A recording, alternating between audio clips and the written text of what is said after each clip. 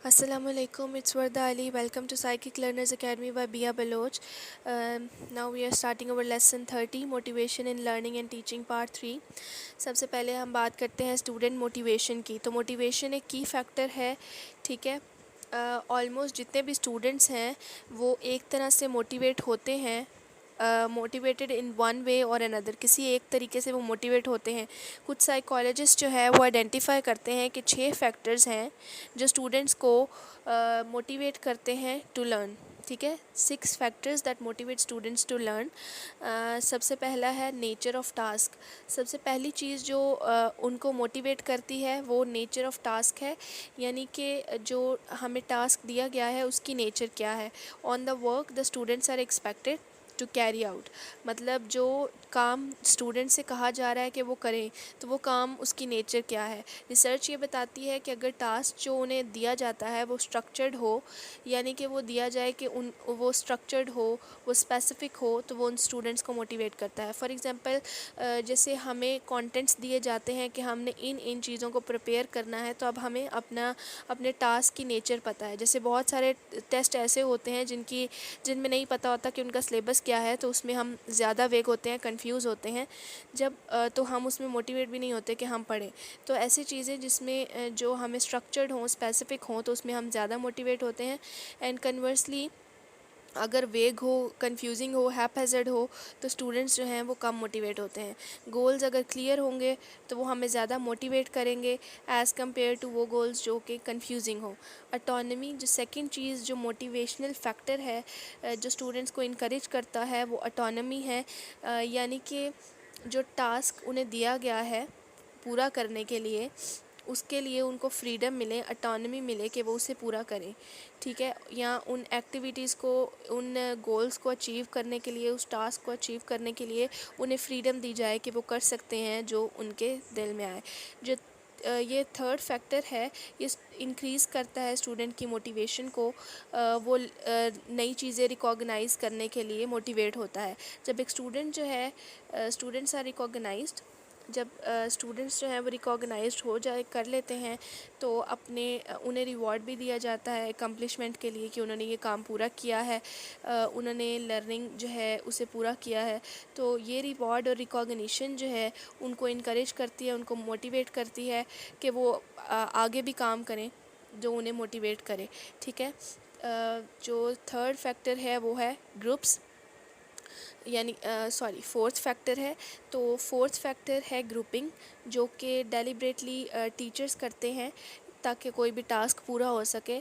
For our 100 years जो different experiments हैं वो डिफरेंट कंट्रीज़ में हम कैरी आउट कर रहे हैं ऑल ओवर द वर्ल्ड, जिससे काफ़ी सारा इन्फ्लुएंस हुआ है ग्रुप परफॉर्मेंस और उसके मेंबर्स के बारे में हमें चीज़ें पता चली हैं। इन एक्सपेरिमेंट्स और ऑब्जर्वेशन से रिपीटेडली हमें पता चला कि ग्रुप्स में जो काम किया जाता है वो एक पर्सन की परफॉर्मेंस पर, उसकी लर्निंग पर काफ़ी ज़्यादा इन्फ्लुएंस रखता है। तो दूसरे स्टूडेंट्स, फ्रेंड्स और पीयर्स के साथ काम करना या दूसरे इंपॉर्टेंट क्लासमेट्स के साथ काम करना स्टूडेंट्स को मोटिवेट करता है, जैसे दूसरे फैक्टर्स मोटिवेट करते हैं। जैसे कि यहाँ एग्जांपल के तौर पे हॉफथॉर्न एक्सपेरिमेंट्स को कहा गया है। तो हॉफथॉर्न के एक्सपेरिमेंट्स ने ये बताया था कि जो एम्प्लॉय की प्रोडक्टिविटी है वो सिर्फ फ़िज़िकल कंडीशंस ऑफ वर्क या मनी की वजह से नहीं है, वो उसकी सेटिस्फेक्शन की वजह से भी हैं कि उसकी वर्क सिचुएशन के अकॉर्डिंग वो सेटिस्फाई है, इसलिए उसकी प्रोडक्टिविटी ज़्यादा है। जब स्टूडेंट्स जो हैं वो एक दूसरे के साथ मिलकर काम करते हैं विद अदर स्टूडेंट्स, तो वो लाइक भी करते हैं, एडमायर भी होते हैं एक दूसरे से, और वो काम ज़्यादा मोटिवेशन उनमें इंक्रीज़ होती है और वो ज़्यादा अच्छे से काम करते हैं, एक दूसरे के कॉन्सेप्ट्स लेते हैं। एवेल्यूएशन प्रोसेस फिफ्थ फैक्टर है मोटिवेशन को जो इन्फ्लुएंस करता है, ठीक है, टू लर्न, या हमारा जो एवेल्यूएशन प्रोसेस है जो हमारे टीचर्स करते हैं। अगर हमारी जो एवेल्यूएशन है और ग्रेडिंग है वो ऑब्जेक्टिव या स्टैंडर्डाइज मैनर में की जाए तो वो स्टूडेंट्स को काफ़ी ज़्यादा अपोज करती है एज़ कम्पेयर टू वो ग्रेडिंग या एवेल्यूएशन जो टीचर्स या एवेल्यूएटर्स सब्जेक्टिव जजमेंट की बेस पर करें या हैपहैज़र्ड बेस पर करें। स्टूडेंट्स जो हैं वो ज़्यादा इनकरेज होते हैं कि वो पार्टिसिपेट करे एवेल्यूएशन प्रोसेस में। ये प्रैक्टिस जो है ये स्टूडेंट्स को काफ़ी ज़्यादा मोटिवेट करती है कि वो अच्छे से लर्न करें। तो एवेल्यूएशन जो है वो सिर्फ स्टैंडर्डाइज नहीं होनी चाहिए, but it should have input by the students, कि स्टूडेंट्स भी उसमें पार्ट लें उस एवेल्यूएशन प्रोसेस में। इस तरह के हैपहैज़र्ड मार्किंग ना हो। जैसे टीचर्स जो हैं वो हैपहैज़र्डली क्लास में मार्क्स दे देते हैं, जैसे कि यूनिवर्सिटीज़ में होता है कि बस ऐसे ही मार्क्स दे दिए। तो जो एवेल्यूएशन है वो स्टैंडर्डाइज नहीं होनी चाहिए, बल्कि उसमें स्टूडेंट का भी कोई इनपुट होना चाहिए। सिक्स्थ है टाइम मैनेजमेंट। तो सिक्स्थ और लास्ट फैक्टर जो साइकोलॉजिस्ट ने आइडेंटिफाई किया जो स्टूडेंट की मोटिवेशन को इन्फ्लुएंस करता है, वो टाइम है और उसकी मैनेजमेंट है। अगर आप एज अ टीचर सिलेबस की तरफ देखें और टाइम पीरियड की तरफ देखें, तो कि आपने इस तरह सिलेबस को कवर करना है, तो आपको ज़्यादा इजी हो जाता है। आप जो है वो ज़्यादा कंसाइज़ हो जाते हैं, आपको पता होता है कि इतने टाइम फ्रेम में आपको ये सिलेबस कंप्लीट कराना है। फिर जब कभी कभार ऐसा होता है कि जब आप देखते हैं कि इस टाइम पीरियड में आपको इतना ज़्यादा सिलेबस कवर कराना है, तो आपको पता चलता है कि जो काम है कि जितना आपको पढ़ाना है वो काफ़ी ज़्यादा है, टाइम बहुत कम है। तो इस टाइम को और मटेरियल को एडजस्ट करने के लिए आप एक मेथड यूज़ करते हैं जिसे हम कहते हैं ब्लॉक शेड्यूलिंग। ब्लॉक शेड्यूलिंग क्या है? ब्लॉक शेड्यूलिंग इन्वॉल्व्स कि वर्क को डिवाइड करना चंक्स या ब्लॉक्स की फॉर्म में, और फिर उसे एक टाइम पीरियड के अकॉर्डिंग डिवोट कर देना, कि हर ब्लॉक और हर चंक को एक टाइम पीरियड दे देना कि इस टाइम पीरियड तक ये काम हो जाएगा।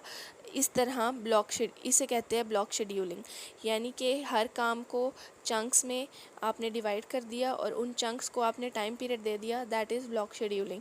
थस हर ब्लॉक को within that time period आपने पूरा करना है।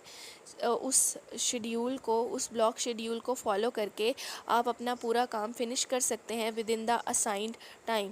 तो स्टूडेंट मोटिवेशन इन जनरल भी हेल्प करती है अगर आप एक एज अ टीचर इंश्योर करें 4 बेसिक रिक्वायरमेंट्स को पूरा करें, तो स्टूडेंट की जो मोटिवेशन है वो भी हेल्प करती है।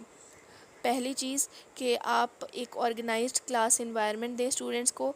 जब एक टीचर सपोर्टिव होता है तो टास्क जो हैं वो और टास्क मॉडरेटली हों, चैलेंजिंग हो, टीचर सपोर्टिव हो, ऑर्गेनाइज्ड क्लास एनवायरनमेंट हो। ठीक है। दूसरी चीज़, आप स्टूडेंट का कॉन्फिडेंस बिल्डअप करें, स्टूडेंट्स के गोल्स को स्पेसिफिक और क्लियर बनाएं। तीसरी चीज़, आप स्टूडेंट्स की जो लर्निंग है उसको रियल वैल्यू दें, उनको कनेक्ट करें उनकी नीड्स और उनकी एक्टिविटीज़ के साथ, तरह उनकी लर्निंग जो है उनको हेल्प आउट करेगी। तीसरी चीज़ कि उन्हें अलाउ करें, उन्हें गाइड करें कि किस तरह वो फोकस रहेंगे, अपनी अटेंशन को फोकस करेंगे। इंश्योरिंग ये सब चीज़ें, अगर ये सारी चीज़ें अब जितनी भी हमने कही हैं, अगर ब्लॉक शेड्यूलिंग की फॉर्म में, और ये सारी 4 रिक्वायरमेंट्स अगर एक टीचर पूरी करता है, तो ही विड बी अ गुड टीचर।